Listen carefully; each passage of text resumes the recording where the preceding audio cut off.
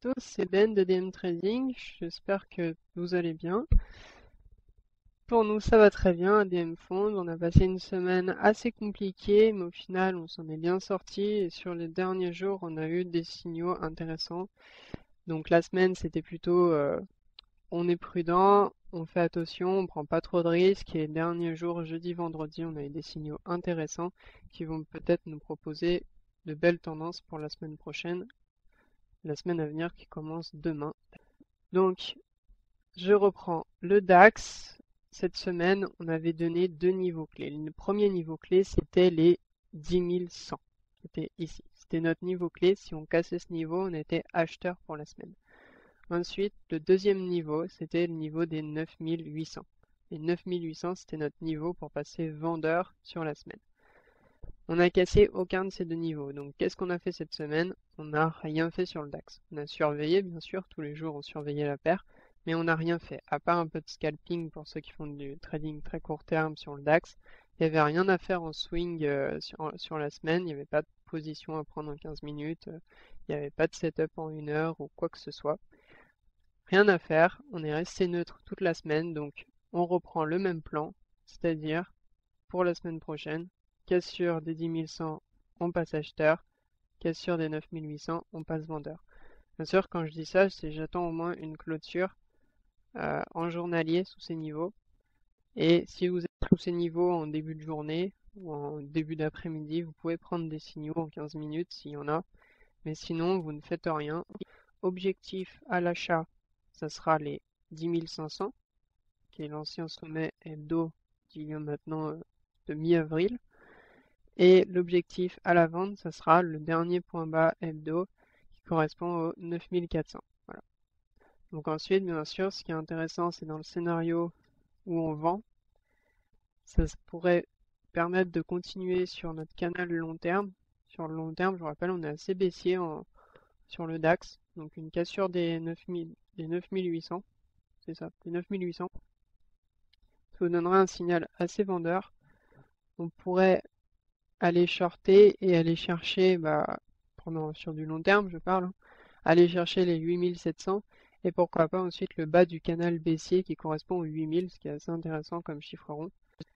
Je voudrais juste faire un petit tour sur le SP500 qu'on n'a pas revu la semaine dernière. Je vous rappelle, on est baissier aussi sur le S&P 500. On a buté sur le sommet du range long terme là-haut, d'accord? Nos objectifs, c'est les 1800 qui sont en bas, avec bien sûr des petits niveaux au milieu, hein. Il y a des petits niveaux de prise de bénéfice au milieu. Pour le moment, on est toujours short sur S&P 500, ça bouge pas trop, mais c'est une position long terme. Je vous ai dit, hein, c'est pas une position à prendre en intraday. L'idée, c'est vraiment d'avoir un short sur le long terme pour aller chercher toute cette descente. On a toujours ce niveau-là, donc pour ceux qui ne sont pas rentrés, rentrez pas maintenant, attendez qu'on casse ce niveau-là, là, ce support qu'on a ici, qui est assez intéressant. Ça fait une petite épaule, tête-épaule, hein, si vous la voyez bien, comme ça. Donc il faudrait qu'on casse. Et après, l'idée, ça serait de valider cette épaule, tête-épaule et du coup de partir à la baisse. Ça pourrait être un mouvement assez énergique. Il y a peu de niveaux qui pourra le retenir. Euh, un petit peu ici et puis ensuite ici. Donc cassure du niveau et on passe vendeur et ensuite on va chercher la zone des 2000. Ensuite attention sur ces niveaux-là, donc ça correspond un peu à la zone des 2000, hein, c'est cette zone-là en gros. Ça pourrait ralentir un peu le mouvement et ensuite faire attention sur les 1950 qui pourra aussi bloquer un petit peu, mais l'objectif sur le long terme c'est d'aller chercher les 1800. Voilà, donc S&P on est vendeur et DAX on est vendeur. C'est vraiment, ils sont très corrélés en ce moment. Ensuite, sur le Forex, donc je voudrais reprendre avec vous Euro-USD. On avait un plan la semaine dernière. Donc notre plan, c'était la cassure de ce niveau-là, donc avec un beau signal vendeur. Au final, on a eu notre signal vendredi dernier. On a eu un signal vendredi dernier, on a vendu. On est actuellement en position et l'idée, c'est d'aller chercher le bas du range qui est à 1,12, 1,1230. Donc ça, c'est Euro-USD, c'est le scénario pour la semaine prochaine. Ensuite, sur un peu plus long terme, ça serait continuer à descendre et d'aller chercher petit à petit les niveaux, donc les 1,1050 qui sont juste ici. Ensuite les 1,08 correspondent à ce niveau-là. Et ensuite les 1,05 qui sont juste ici. Ça c'est nos niveaux sur le moyen terme. Pour la semaine prochaine, on continue de vendre pour aller chercher le bas du range. Et ensuite, pourquoi pas casser ce range et aller chercher nos niveaux un peu plus long terme. Donc voilà pour Euro-USD, donc toujours vendeur, hein. Vous voyez ici on a une belle figure en pendu. Je crois que c'est un pendu, c'est une figure sur les chandeliers japonais. On l'a validé en cassant ici. Maintenant il faut casser ce niveau-là qui correspond au bas du range des 1,12. Voilà pour Euro-USD. Ensuite on a GBP-USD.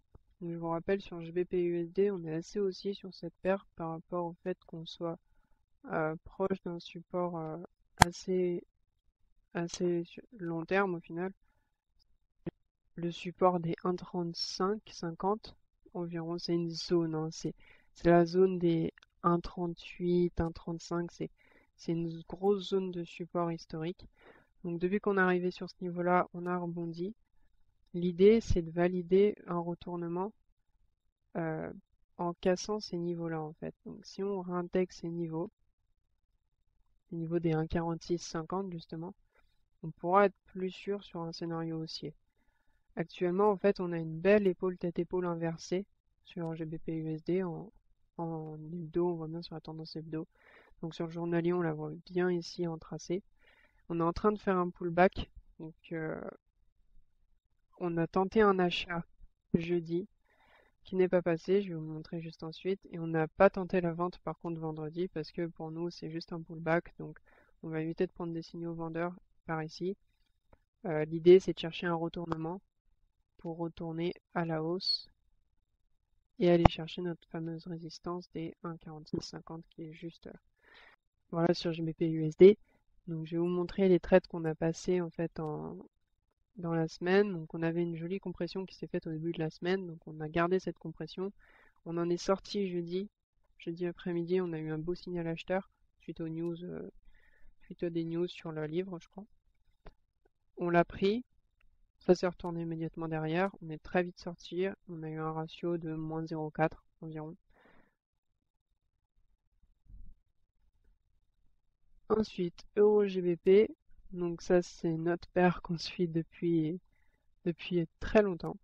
Je vous rappelle, Euro-GBP, on est baissier depuis la semaine de mi-avril, donc depuis cette semaine-là. Donc on est baissier depuis la cassure de ce niveau, hein. L'idée c'était de vendre pour prendre l'échec sur la résistance des 0,8 qui correspond en mensuel à cette zone-là. Donc grosse figure ici qu'on a cassé, on a fait un pullback. Donc pourquoi pas retourner à la baisse pour retourner chercher les niveaux des 0,7 sur du long terme. Pour le moment, on était vendeur là-haut. Ici, on a arrêté de passer vendeur. Actuellement, on est dans une petite boîte. On attend la cassure, donc toujours les mêmes niveaux. Cassure des 0,7950, on fait rien. Mais ce sera juste un signal qui nous dira qu'on ira sûrement retaper les prochains sommets. Par contre, vu qu'on est vendeur, ce qui nous intéresse, c'est la cassure des 0,7850. 0,7850, je répète. Pour aller chercher ensuite le point bas des 0,7750.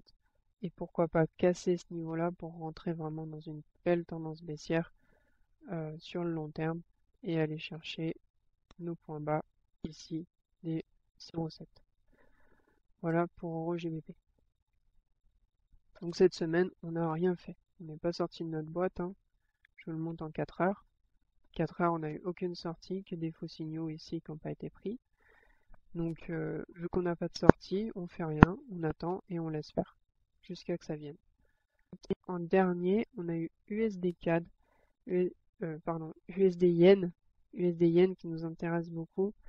USD Yen qui nous intéresse beaucoup parce qu'on a eu une grande baisse sur l'hebdo ici. On a buté sur le niveau des 105. Niveau des 105, si je vous rappelle le niveau des 105 qui correspond en fait à l'ancien sommet mensuel, hein. Les 105 c'était vraiment un niveau clé. pour ceux qui étaient baissiers, le niveau des 105, c'était vraiment un niveau de prise de bénéfice. Donc là, l'option, c'est on a buté sur ce niveau-là, on est aussi actuellement, enfin on est baissier en tendance de fond, mais nous on est haussier pour aller chercher justement un pullback peut-être de cette grosse figure de retournement, aller chercher peut-être les 115 à nouveau, retourner sur les 115 ou bien juste remonter un petit peu sur le niveau des 110, 112 et après repartir à la baisse. En tout cas, on est en train de tenter le contre-tendance qui est assez intéressant. Donc on a acheté sur ces niveaux-là, qui sont juste ici. On a acheté sur ces niveaux-là. L'idée c'est que là on prend pas trop de risques, hein. On a nos stops en dessous du dernier plus bas. Et on prend pas trop de risques, on est prudent et on attend vraiment un retournement, cassure des 112 pour vraiment passer haussier et pourquoi pas aller chercher après les 115 qui sont cette zone-là en fait qui correspond un peu au sommet. Pour le moment on est prudent, on laisse la position courir et on verra bien ce que ça donne. C'est tout pour cette semaine, j'ai pas d'autres trades à vous proposer, peut-être NZD USD, mais ça c'est un trade sur lequel on est depuis un petit moment. On travaille la position, donc on est vendeur actuellement, on va aller chercher les 0,66 et pourquoi pas après le bas du canal haussier sur le long terme qui correspond à peu près à 0,65.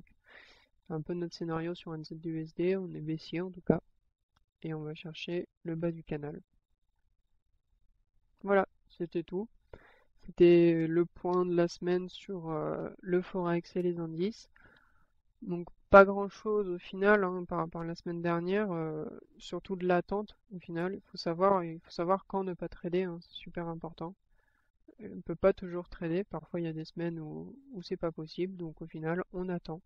On prend des petits signaux qui se présentent, mais rien de plus. Et on risque très peu parce que ça veut dire que le marché est dans l'attente de quelque chose. On attend une nouvelle, que les banques centrales nous donnent des consensus un peu plus intéressants, ou peut-être par rapport au Brexit de la livre de la Grande-Bretagne. Plein de, plein de choses qui font qu'au final sur le marché on est sur des fins de tendance et on ne sait plus trop où aller. Donc il faut être prudent et laisser les choses faire tranquillement.